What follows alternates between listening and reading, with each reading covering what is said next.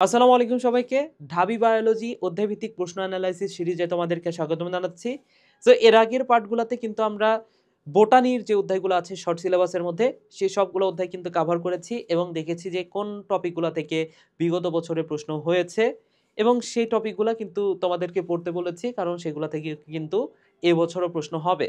So আজকে আমরা জুওলজির বেশ কয়েকটা অধ্যায় দেখব। জুওলজির প্রথম ৩টা অধ্যায়, এর সাথে বোটানির একটা অধ্যায় বাকি ছিল, অর্থাৎ বোটানির যে ১১তম অধ্যায় জীব প্রযুক্তি সেই অধ্যায়টাও দেখব।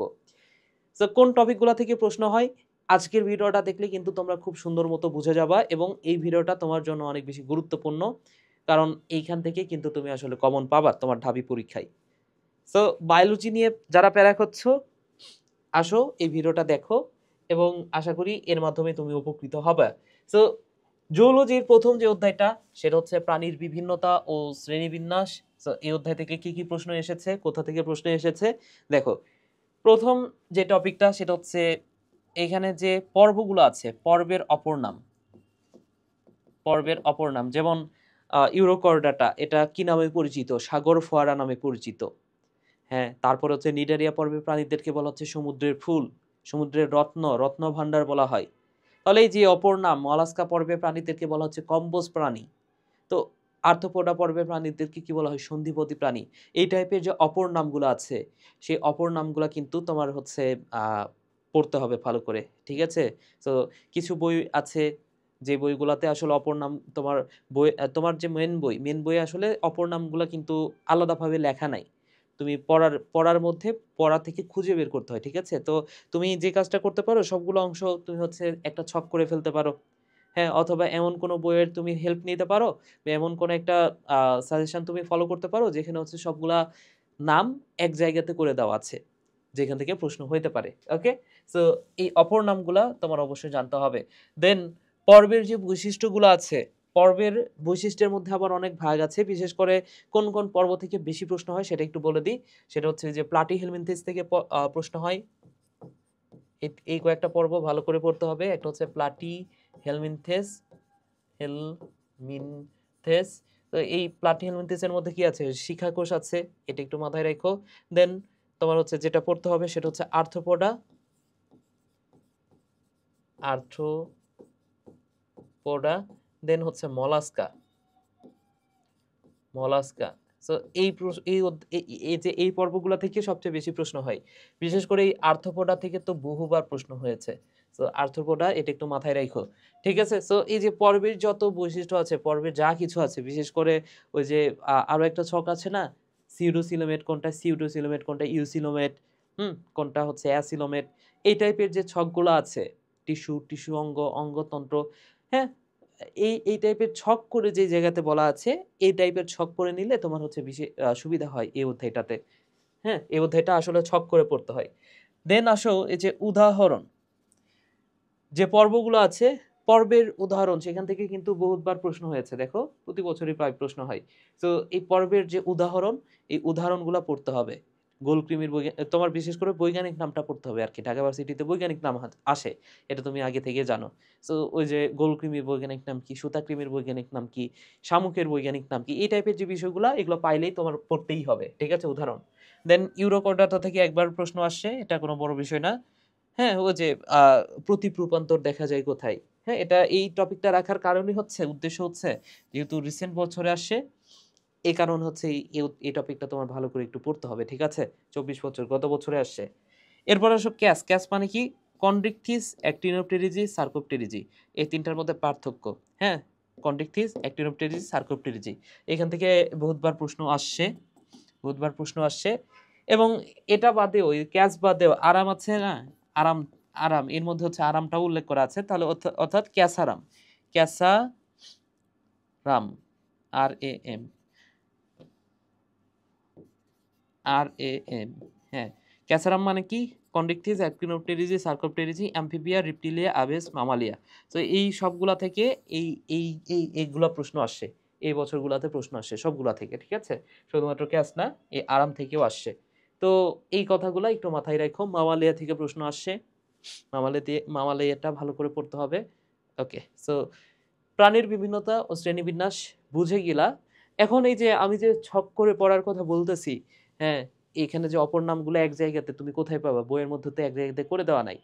তো এক জায়গাতে করে দেওয়া আছে। আমি যে কাজটা করেছি সেটা হচ্ছে তোমাদের ঢাকা ইউনিভার্সিটি যারা প্রিপারেশন নিয়ে অনেক বেশি প্যারা খাচ্ছ, বিশেষ করে বায়োলজি প্রিপারেশন, তোমাদের জন্য হচ্ছে একটা পিডিএফ বানিয়েছি এবং একটা কোর্স আকারে লঞ্চ করা হয়েছে সেটা।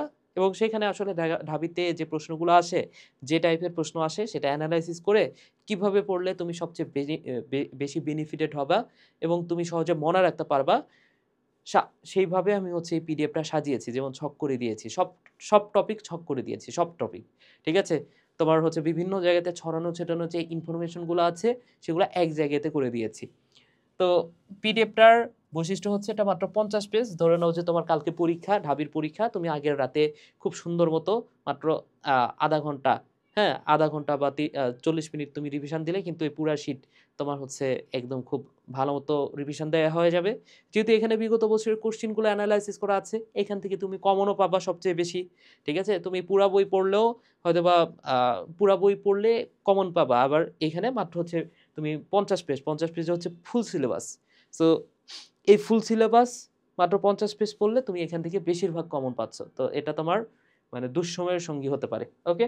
সো এখানে তুমি কিন্তু ঢাবি স্ট্যান্ডার্ড ৪ টা না ৬ টা রেকর্ডেড ক্লাস পাচ্ছ, যেখানে আমি 50 পেজ কিভাবে পড়তে হবে এবং কিভাবে পড়লে তুমি সবচেয়ে বেনিফিটেড হবা, অর্থাৎ আমি পড়ায় দিছি আরকি।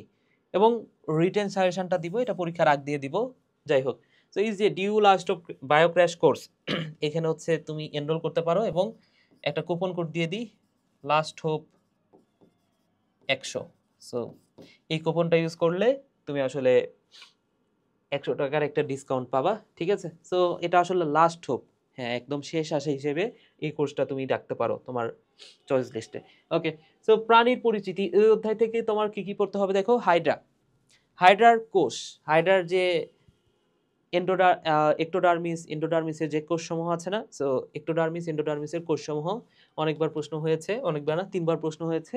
তো এটা গুরুত্বপূর্ণ আসলে। ঠিক আছে? নেমাটোসিস নেমাটোসাইটের গঠন,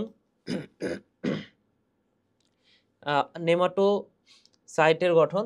সো এই যে ওখানে হিপনোটক্সিন বা এই টাইপের যে বিষয়গুলো আছে, হিপনোটক্সিন কি দ্বারা তৈরি? এই টাইপের বিষয়গুলো একটু ভালো মতো পড়তে হবে। হার্ডার জনন থেকে একবার প্রশ্ন হয়েছে, চলন থেকে একবার প্রশ্ন হয়েছে। সো চলন কিন্তু দেখো এখানেই ডিফারেন্স। মেডিকেলে কিন্তু এই চলন থেকে কতবার প্রশ্ন হয়েছে দেখো? অনেকবার। প্রতি বছরই প্রায় প্রশ্ন হয়। কিন্তু ঢাবিতে কিন্তু তুমি এই টপিক থেকে প্রশ্ন পাচ্ছ না আসলে। মাত্র একবার প্রশ্ন হয়েছে। তাও আবার ১০ বছর আগে। বুঝতে পেরেছ? তো এখানে হচ্ছে পার্থক্য, এখানে হচ্ছে বিষয়। যে চলন আমরা অনেক গুরুত্ব দিয়ে পড়ি মেডিকেলের জন্য। মেডিকেলে যারা প্রিপারেশন নাও তারা পড়ো। কিন্তু হচ্ছে ঢাবির জন্য গুরুত্বপূর্ণ ঠিক আছে। তবে এগুলোর চেয়ে এই চলনের চেয়ে অন্যান্য টপিকগুলো আবার বেশি গুরুত্বপূর্ণ। ঠিক আছে? মুখোপাঙ্গ। এটা হচ্ছে ঘাসফড়িং এর মুখোপাঙ্গ। ঘাসফড়িং এর মুখোপাঙ্গ একবার প্রশ্ন হয়েছে। তো মুখোপাঙ্গ সম্পর্কে একটু পড়বা। ঘাসফড়িং এর রক্ত সংবহন তন্ত্র থেকে ২ বার প্রশ্ন হয়েছে। শ্বসন তন্ত্র সম্পর্কে পড়বা, ২১-২২ এ প্রশ্ন হয়েছে। ঘাসফড়িং এর রূপান্তর, রূপান্তর থেকে একবার এবং রক্ত সংবহন তন্ত্র, এটা হচ্ছে রুই মাছের রক্ত সংবহন তন্ত্র, রুই মাছ। সো রুই মাছের হৃৎপিণ্ডকে বলা হচ্ছে ভেনাস হার্ট। এরপরে আরেকটা ইনফরমেশন ছোট্ট মনে রাখবা, সেটা হচ্ছে রুই মাছে হৃৎপিণ্ডে কোনাস আর্টারিওসাস এটা থাকে না। ঠিক আছে? এই কথাটা, এই ইনফরমেশনটা ঢাবিতে আসছিল। ঠিক আছে? যে কোথায় কোনাস আর্টারিওসিস থাকে না, রুই মাছে থাকে না। ওকে? দেন হচ্ছে বায়ুথলি। বায়ুথলি থেকে গত বছরের প্রশ্ন হয়েছে। সো বায়ুথলি থেকে পড়বা ওই যে রেটি মিরাবাইলা, হ্যাঁ, ওয়েভিরিয়ান ওসিকল, এই টাইপের যে বিষয়গুলা বেশ কিছু কয়েকটা ইনফরমেশন জাস্ট। বেশি না। এই কয়েকটা ইনফরমেশন ভালো করে পড়বা। তাইলেই হবে। ঠিক আছে? সো দেখো অনেক বড় অধ্যায় হিসেবে মাত্র একবার করে প্রশ্ন আসলেও সেটা গুরুত্বপূর্ণ। এটা মাথায় রাখবা। ঠিক আছে? মাত্র একবার করে প্রশ্ন আসলেও সেটা তোমার ভালো করে পড়তে হবে। কারণ অধ্যায় তো বড়। ঠিক আছে? সো মাত্র আমি ১২ বছর জন্য এনালাইসিস করি। প্রতি বছর যে টপিক মানে প্রতি বছর ১ টা বা ২ টা করে কোয়েশ্চেন হয়েছে এই অধ্যায় থেকে। তো টপিক তো অনেক আছে এই অধ্যায়ে। তো এর মধ্যে মাত্র এই কয়েকটা টপিক থেকে প্রশ্ন হয়েছে। তার মানে কি এগুলো হচ্ছে গুরুত্বপূর্ণ। আচ্ছা। দেন আসো পরিপাক ও শোষণ। সো পরিপাক ও শোষণ থেকে যে টপিক থেকে প্রশ্ন হচ্ছে বা হবে সেটা তোমার মাথায় রাখো। এই যে দেখো পরিপাক ও এনজাইম। এই এনজাইমগুলা অনেক বেশি গুরুত্বপূর্ণ। ঠিক আছে? বিশেষ করে পাকস্থলীতে কোন কোন এনজাইম আছে, ক্ষুদ্রান্তে কোন কোন এনজাইম কাজ করে, আমাদের লালাতে কোন কোন এনজাইম আছে, এখান থেকে প্রশ্ন হয়েছে অনেকবার। গ্যাস্ট্রিক গ্রন্থি থেকে যে গ্যাস্ট্রিক গ্রন্থির যে কোষগুলো আছে অক্সেন্টিক, সো এই টাইপের কোষগুলা নিয়ে পড়বা, কোষগুলা কোন কোষ কি ক্ষরণ করে সেটা একটু মাথায় রাখবা, ঠিক আছে? তাইলেই হবে। এরপরে অগ্নাশয় তো হরমোন আছে ইনসুলিন, গ্লুকাগন, সো এগুলো নিয়ে পড়বা। তবে অগ্নাশয় থেকে যে প্রশ্নটা হয়েছিল, অগ্নাশয়ের যে নালীটা উইসাং নালী, ঠিক আছে? সো এই নালীটা নিয়ে প্রশ্ন হয়েছিল। যকৃৎ থেকে যকৃতের আবরণ, যকৃতের ওজন, এই আবরণ থেকে প্রশ্ন হয়েছিল। সো আবরণ, ওজন, যকৃৎ রিলেটেড যে ইনফরমেশনগুলো এই অধ্যায়ের আসলে খুবই গুরুত্বপূর্ণ টপিকই হচ্ছে যকৃৎ। সো যকৃৎ তো পড়তেই হবে, তাই না? আচ্ছা, দেন হচ্ছে শর্করা বিপাক থেকে একবার প্রশ্ন হয়েছে যে গ্লুকোনিওজেনেসিস, হুম, গ্লাইকোজেনেসিস, এই টাইপের যে টপিকগুলো আছে, ছোট ছোট টপিক, তোমার হচ্ছে বুঝতে হয়, জিনিসগুলা বোঝা দরকার, এই টাইপের জিনিসগুলা থেকে প্রশ্ন হয়েছে। সো শর্করা বিপাকের ওই টপিকগুলো একটু দেখবা। দেন হচ্ছে হিমোগ্লোবিন ভাঙন থেকে কিন্তু দুইবার প্রশ্ন হয়েছে, মানে একই বছর দুইটা প্রশ্ন হয়েছে। সো হিমোগ্লোবিন ভাঙন এই টপিকটা কিন্তু পড়তে হবে তোমার, ঠিক আছে? ওকে, সো বোটানির একটা অধ্যায় জীব প্রযুক্তি, এটা কিন্তু মিস হয়ে গেছে। সো বিজ্ঞানীর কিছু নাম থেকে প্রশ্ন হয়েছে দুইবার, যেমন হচ্ছে যে টিস্যু কালচারের জনক কে, হ্যাভারল্যান্ড, হ্যাঁ, প্লাজমিডের আবিষ্কারক কে, এই টাইপের যে ইনফরমেশনগুলা, গুরুত্বপূর্ণ নামগুলা তোমার পড়তে হবে। টিস্যু কালচারের যে নামগুলো আছে, মেরিস্টেম কালচার কি, তারপর হচ্ছে যে পরাগধানী কালচারের ফলে কি তৈরি হচ্ছে, এই টাইপের যে বিষয়গুলো, এগুলো তোমার মাথায় রাখতে হবে। রেস্ট্রিকশন কিছু এনজাইম আছে, 5 ধরনের রেস্ট্রিকশন এনজাইম আছে। তারপর হচ্ছে এই রেস্ট্রিকশন এনজাইমকে কি বলা হচ্ছে, বায়োলজিক্যাল সিজার, এই টাইপের বিষয়গুলো মাথায় রাখতে হবে। ইনসুলিন থেকে প্রশ্ন হয়েছে, রোগ প্রতিরোধক্ষম জাত থেকে বেশ কয়েকবার প্রশ্ন হয়েছে, বিশেষ করে গত বছরই একবার প্রশ্ন হয়েছে। তো এটা একটু মাথায় রাখতে হবে, ঠিক আছে? গত বছর যেহেতু হয়েছে, এটা তোমার জানতেই হবে। রোগ প্রতিরোধক্ষম যে জাতগুলো আছে সেটা হচ্ছে আমার শিটে সুন্দর করে উল্লেখ করা আছে। তুমি যদি বইয়ে খুঁজতে অসুবিধা হয়, তুমি হচ্ছে আমার শিটে কিন্তু খুব সুন্দর মতো পেয়ে যাচ্ছ এই জিনিসগুলা।